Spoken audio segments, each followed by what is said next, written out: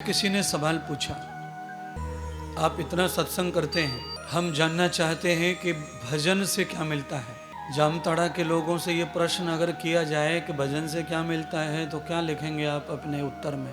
कुछ भी कहिए, जो आए सो कहें। महात्मा बुद्ध से भी ये प्रश्न पूछा किसी ने, क्या ध्यान में बैठे हो, पत्नी बच्चे छोड़ करके जंगल में भटक रहे हो, और फिर क्या मिला तुमको भजन से?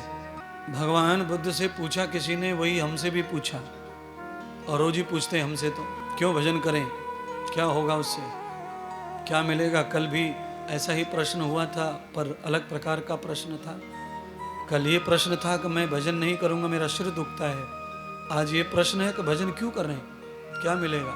मेरी तरफ से उत्तर है, मैं अगर कोई मुझे पूछ रहा है कि क्या मिलता है भजन से, तो मैं कहूँगा कि भजन करने से आदमी को संतोष मिलता है, और सबसे बड़ा फल है ये संतोष हो। ऋषि महर्षि कहते हैं, ज्ञानी कहते हैं, गौ धन गज धन बाज धन और रतन धन खान, जब आवे संतोष धन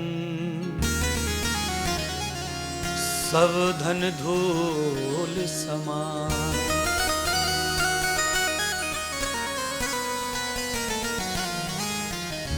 भजन करने से व्यक्ति संतोषी बनता है बंधु। जिस महान भाव में, जिन महिलाओं में, जिन पुरुषों में भक्ति का कर्म है, वो संतोषी लोग रहते हैं। उनकी जो हाय हाय है वो कम हो जाती है। दूसरा ये कहें कि बिल पावर पैदा होती है, और जिनकी बिल पावर अच्छी है वो संतोषी होते हैं। उनको ज्यादा से भी संतोष है और कम से भी संतोष है। गहरी शांति उन्हें मिलती है।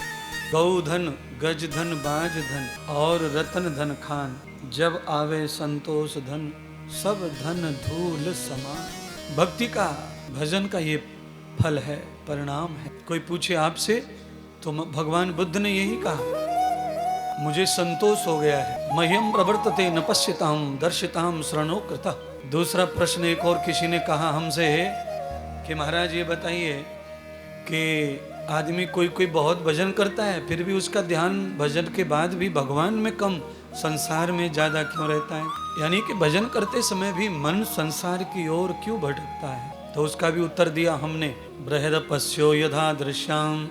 जो चीज दिखती है वो ज्यादा बिकती है, जो दिखता है वो ज्यादा बिकता है, और जो दिखता नहीं है वो ज्यादा बिकता भी नहीं।